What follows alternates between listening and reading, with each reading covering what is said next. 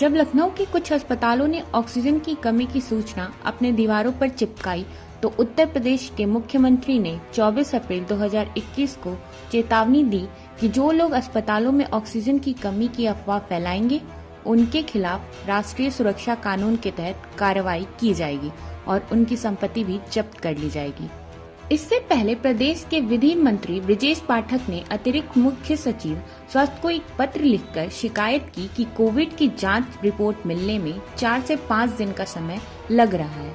प्रदेश में प्राप्त जांच की सुविधा नहीं है और अधिकारी फोन भी नहीं उठाते।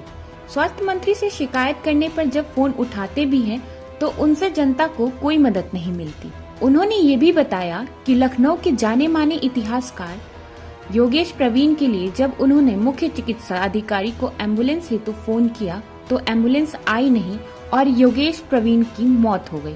मोहल्लागंज से भारतीय जनता पार्टी के सांसद कौशल किशोर ने ये कहा कि चुनाव से ज्यादा जरूरी लोगों की जान बचाना है। चुनाव आयोग से उत्तर प्रदेश पंचायत चुनाव टालने की अपील कर चुके थे। कौशल किशोर ने ये भी आरोप लगाया कि लखनऊ के एक प्रतिष्ठित किंग जॉर्ज चिकित्सीय विश्वविद्यालय के श्वसन चिकित्सा विभाग में 100 के ऊपर ऑक्सीजन के साथ बेड और 6 आईसीयू बेड भी खाली पड़े हैं और मरीज ऑक्सीजन की कमी से मर रहे हैं। भाजपा सांसद ने आरोप लगाते हुए कहा कि पास के ही बलरामपुर अस्पताल में 20 में से सिर्फ 5 वेंटिलेटर काम में लिए जा रहे हैं क्योंकि वहां वेंटिलेटर संचालन हेतु तकनीकी रूप से प्रशिक्षित कर्मचारी ही नहीं है।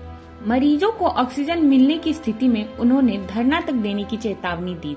कौशल किशोर के बड़े भाई का आखिर में किंग जॉर्ज चिकित्सीय विश्वविद्यालय में ऑक्सीजन की कमी के कारण ही निधन हो गया। इन दोनों भाजपा नेताओं ने बोलने की हिम्मत दिखाई क्योंकि शायद वो अन्य राजनीतिक दलों जैसे बहुजन समाज पार्टी और भारतीय कम्युनिस्ट पार्टी की पृष्ठभूमि से आते हैं। यदि वे राष्ट्रीय स्वयंसेवक संघ की पृष्ठभूमि से आते तो शायद सरकार की छवि की उन्हें ज्यादा चिंता होती।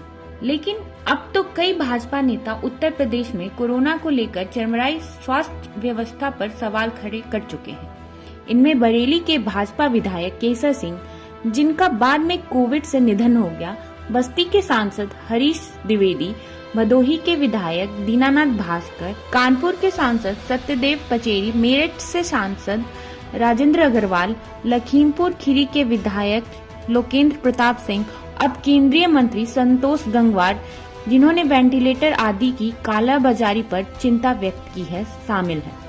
लेकिन मानवता को सबसे शर्मसार करने वाली घटना बेंगलुरु में हुई, जहां युवा सांसद तेजस्वी सूर्य ने पहले तो अस्पतालों में बेड घूस लेकर दिए जाने का आरोप लगाया और फिर बृहद बेंगलुरु महानगर पालिका के कोविड नियंत्रण कक्ष में 3 विधायकों के साथ जाकर 205 में से 17 मुस्लिम संविदा कर्मचारियों के नाम सार्वजनिक रूप से पढ़कर उनकी नियुक्ति पर भी हंगामा खड़ा किया।